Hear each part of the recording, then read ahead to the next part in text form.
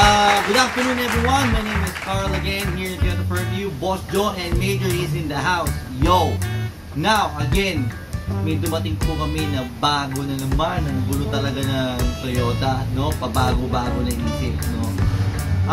We are going to talk about your new Innova improvement po 2024. Di ba po, ang Vios J, mayroong Vios XE.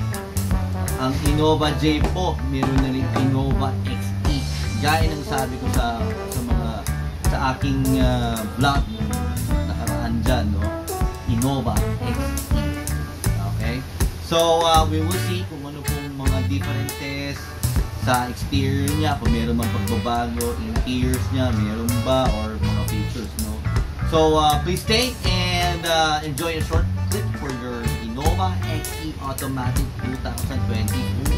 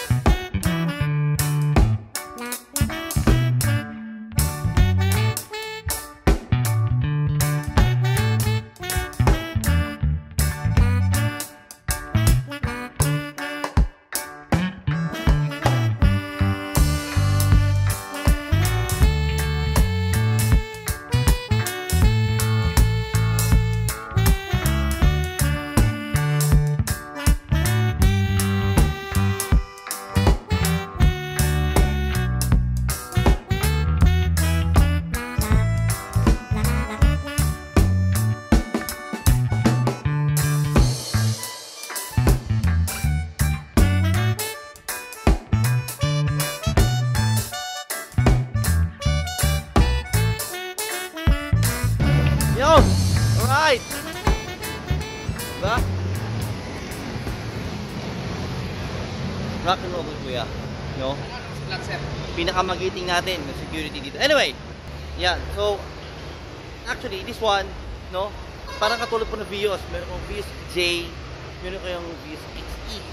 No?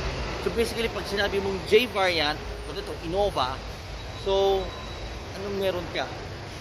Check natin, ha? You still have your standard, no? For Innova J, no? Standard po.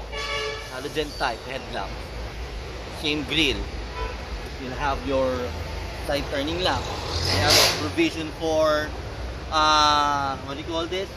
Fog lamps, di ba? J na J siya. You will have 16 steel rim cap. Ayan.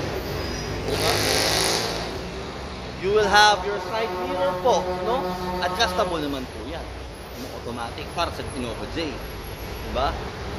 Same look. Diba? Innova J. Ganyan na ganyan. Even sa likod. Same. Pare.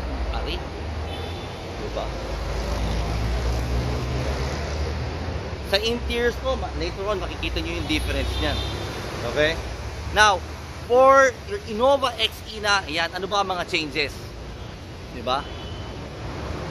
Sa harap, sa likod, sa gulong, wala pong pinagkaiba sa Innova J. No? Parang sa XE, Vios, walang pinagkaiba sa Vios J. Now, ano po ba ang pinagkaiba? So, number one, your Innova XE po will come with automatic transmission. 6-speed. No? Automatic transmission. Second, parang Vios XE mo, naka-touch screen head unit na siya. Later on, check natin yan. Next po, ano pa ba? Ang Innova XE mo, it will come with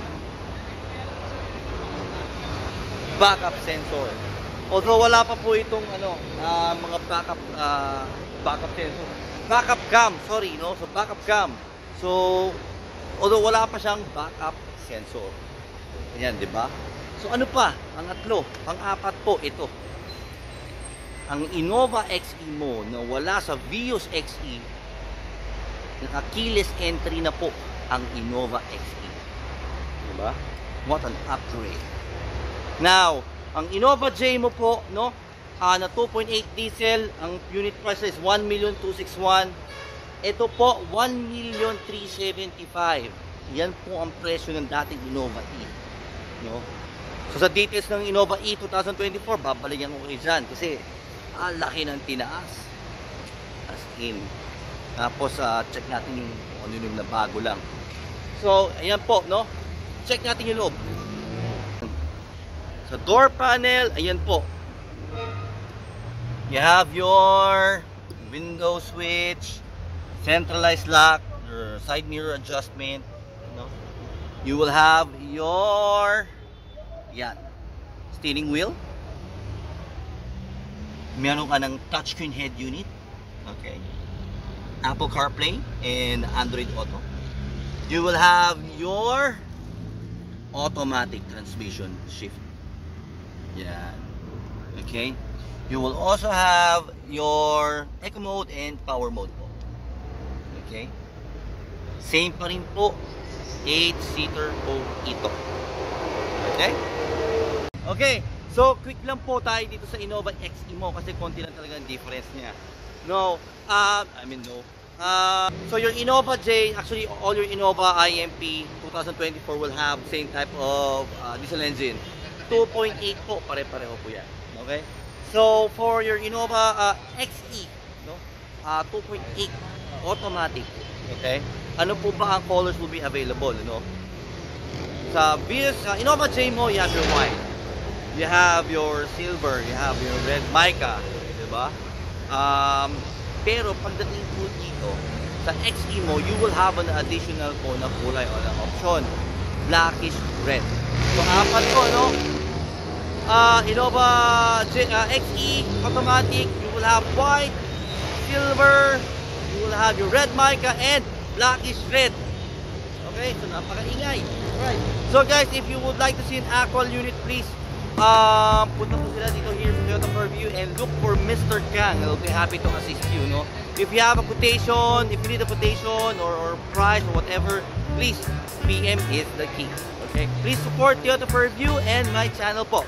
Looking forward to see you guys here.